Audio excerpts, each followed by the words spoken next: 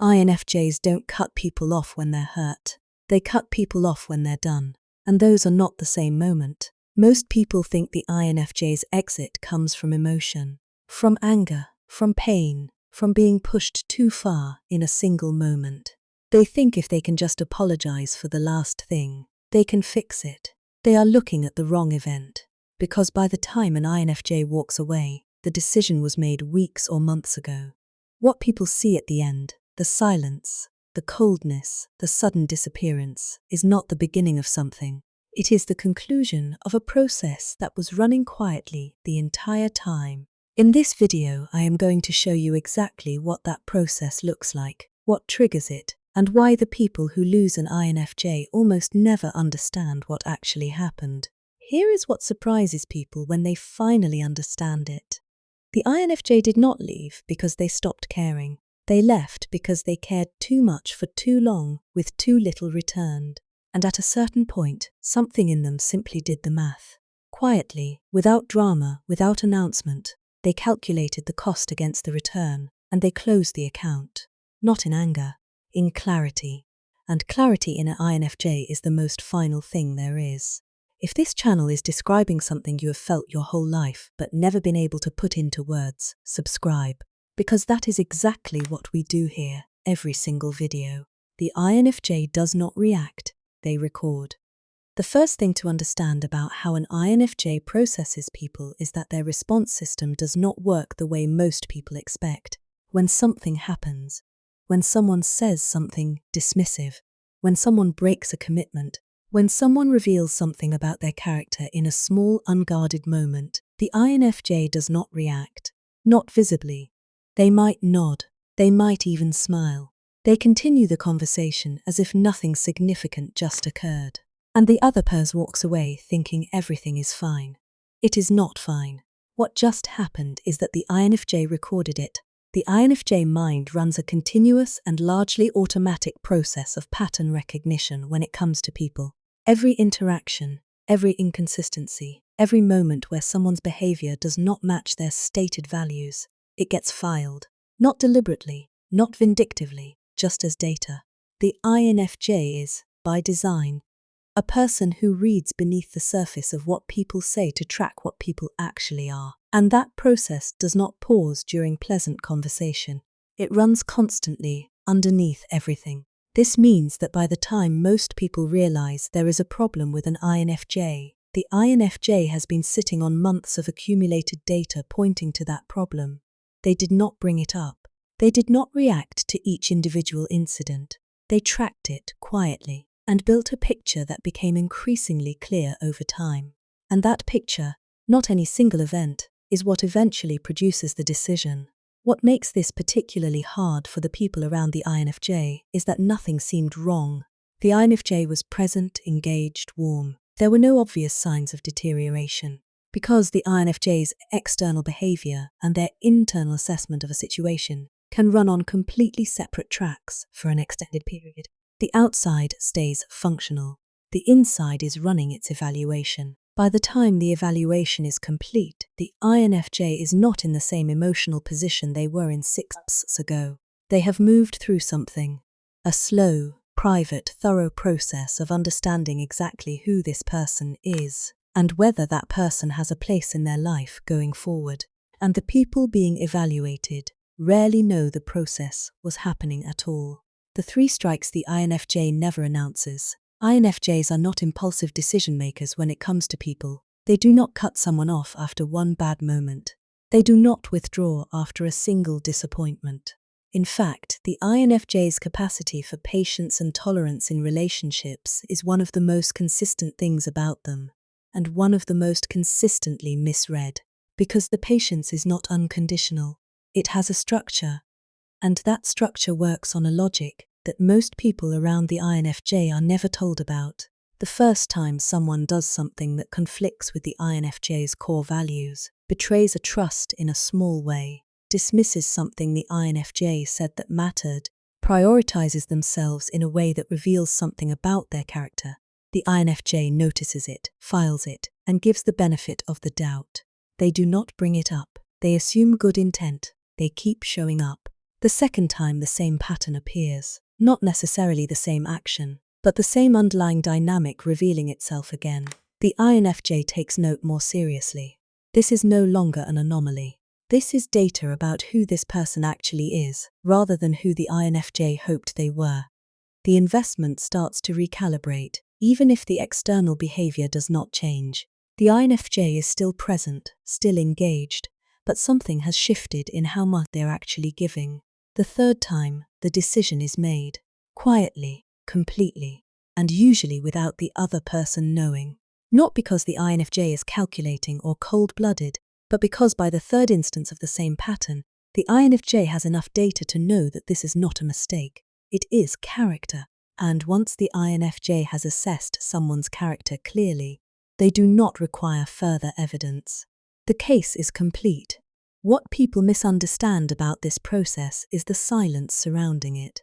The INFJ did not announce any of the 3 strikes. They did not give warnings. They did not say, "This is the second time, be careful." That feels manipulative to the INFJ. Their approach is simply to observe, to give genuine chances, and ultimately to trust what the pattern reveals. The absence of a warning is not cruelty.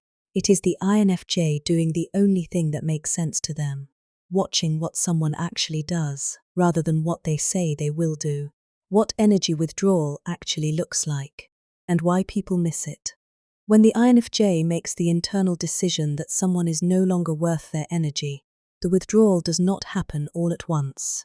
It is gradual, incremental, and from the outside almost indistinguishable from a normal shift in a busy life. This is one of the reasons people are so blindsided when the INFJ finally goes completely. The first stage of withdrawal is the quality presence. The INFJ is still there, still responding, still showing up, but the depth is gone. The conversations that used to go somewhere now stay at the surface. The insights the INFJ used to offer freely become rare. The warmth is still functional, but it no longer has the specific quality it used to have. Most people do not catch this because they are comparing the INFJ's current presence to the average of their other relationships, and the INFJ at reduced capacity is still more present than most people at full capacity. The second stage is response time and investment. The INFJ starts taking longer to reply, not as a statement, just because the urgency is gone.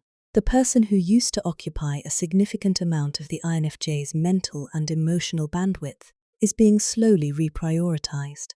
They are no longer in the inner circle of who the INFJ thinks about, worries about, invests in. The relationship is still technically active, but it is being managed rather than nurtured. The third stage is the absence of initiation. The INFJ stops reaching out first. They respond when contacted, but they do not initiate. And because this happens gradually, it often takes a while for the other person to notice the pattern.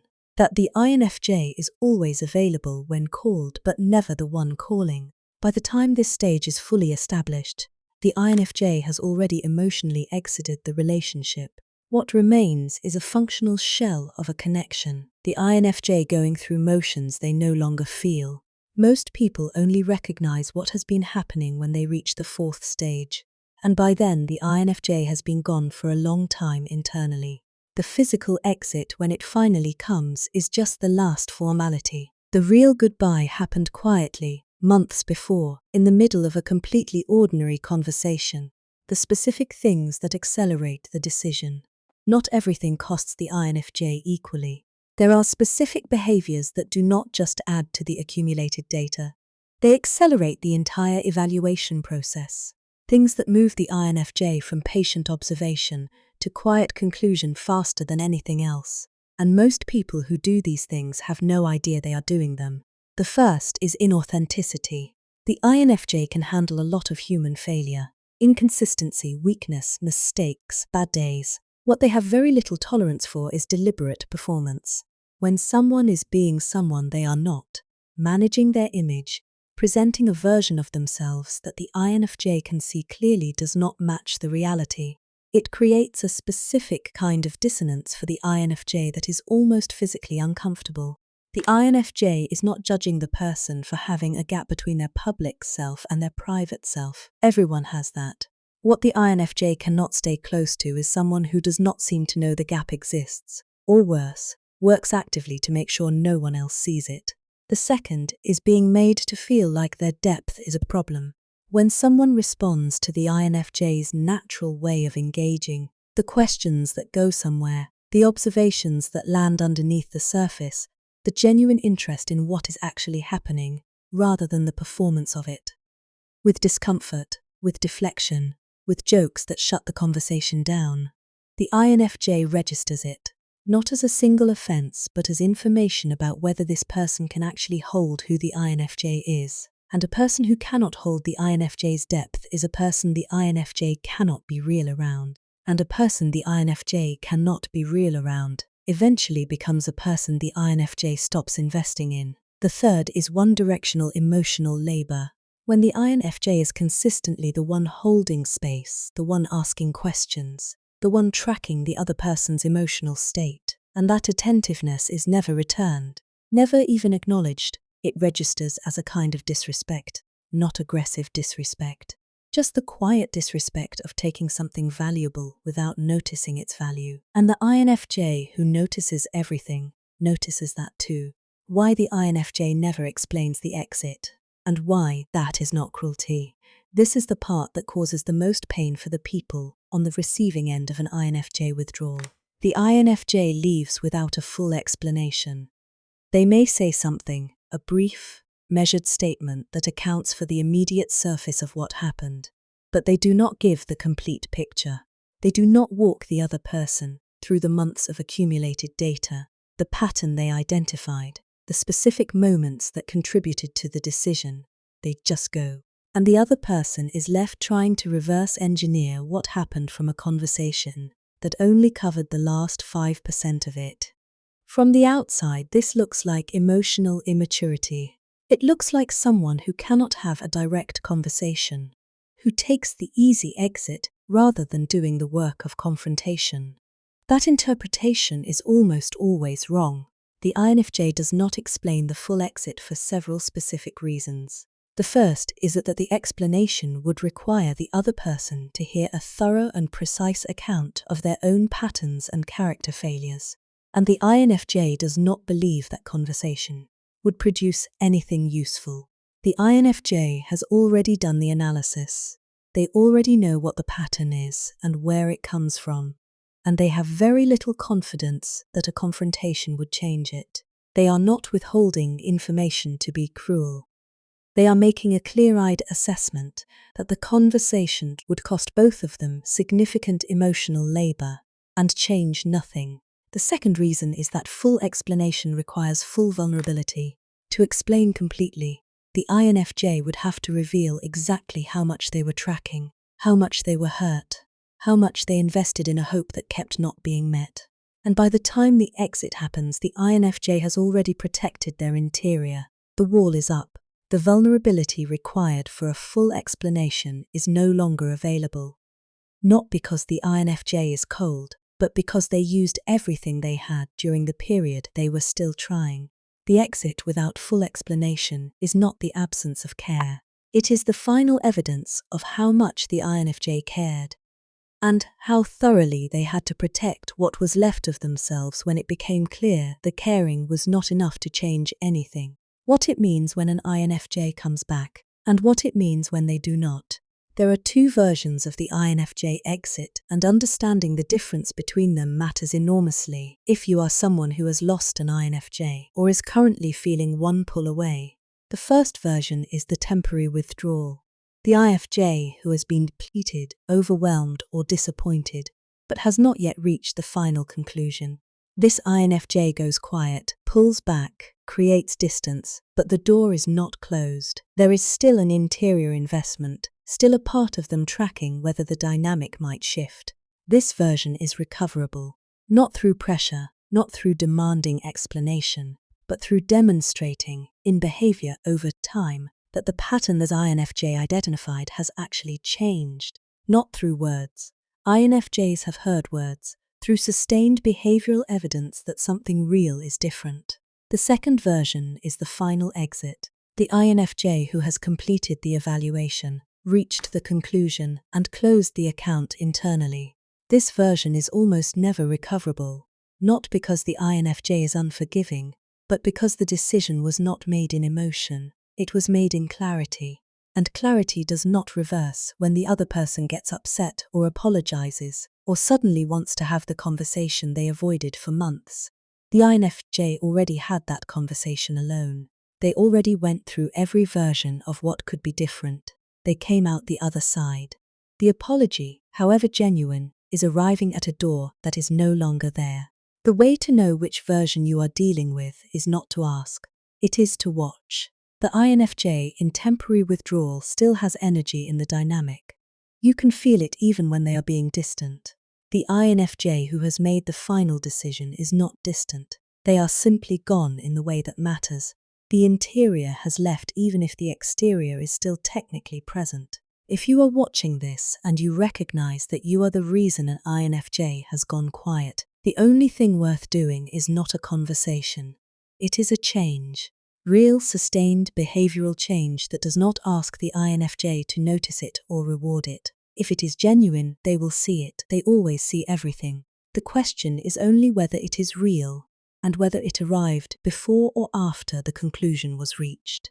The INFJ does not decide you are no longer worth their energy because they are cold. They decide because they are precise, because they have been paying attention longer than you knew, because the patience that looked infinite had a limit that was always there.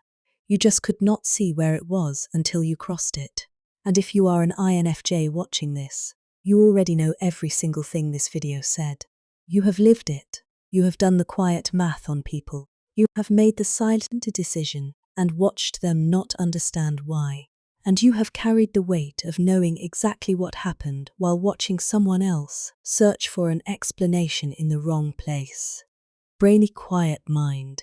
Subscribe. Share this with someone who needs to understand it before it is too late. One question. Answer it in the comments. Have you ever made the quiet decision about someone, and did any part of you hope they would figure it out before you were completely gone?